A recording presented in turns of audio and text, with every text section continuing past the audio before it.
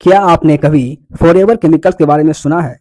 ये केमिकल्स इतना खतरनाक होते हैं कि ये केमिकल्स आसानी से ना ही टूटते हैं और ना ही आसानी से मिटते हैं। ये केमिकल्स धीरे-धीरे हमारे वातावरण को, हमारी मिट्टी को, हवा को, शरीर को जहरीले बना सकते हैं। आज हम बात कर रहे हैं ट्राइफ्लोरोएसिटिक एसिड (टीएफए) की, जो 40 वर्षों से हमारे वातावरण में धीरे-धीरे बढ़ता जा रहा है। ट्राइफ्लोरोएसिटिक एसिड (टीएफए) एक सिंथेटिक केमिकल्स है जो दूसरे केमिकल्स के टूटने से बनता है, जैसे कि पेस्टिसाइड्स जो हम लोग कीटनाशक के रूप में उपयोग करते हैं, रेफ्रिजरेटर्स के अंदर गैस जैसे कि एसी और फ्रिज के अंदर होने वाले गैसों के टूटने से ही बनता है। हमारे वातावरण के आसपास जितने भी सब्सटेंस हैं, उन सब सब्सटेंस को अलग अलग कैटेगरी में बांटा गया है। उन्हीं में से एक कैटेगरी है पॉलीफ्लोरोएल्काइलिक सब्सटेंस।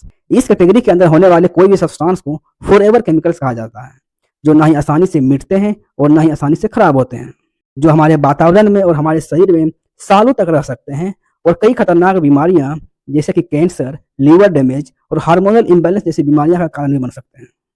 ट्राइफ्लोरोएसिटिक एसिड (टीएफए) जो वर्षों से हमारे वातावरण में प्रेजेंट है, इसीलिए कुछ वैज्ञानिकों ने कहा था कि टीएफए को पीएफएएस के कैटेगरी में डाल दिया जाए।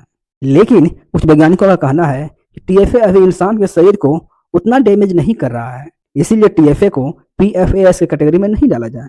लेकिन एक स्टडी में पाया गया है कि टीएफए एनिमल्स के अंदर, जानवरों के अंदर एंजाइमेटिक एक्टिविटी को डिस्टर्ब कर रहा है।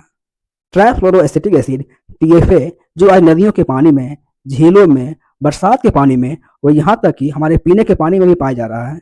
यहाँ सबसे बड़ी प्रॉब्लम यह है कि हमारे घरों में जो आरओ मशीन लगा होता है, वो मशीन भी टीएफए को फिल्टर नहीं कर सकता है।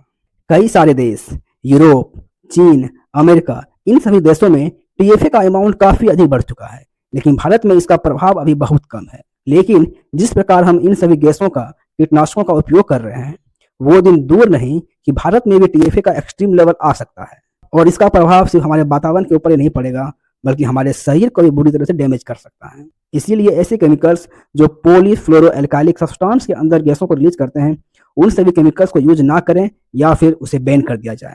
धन्यवाद।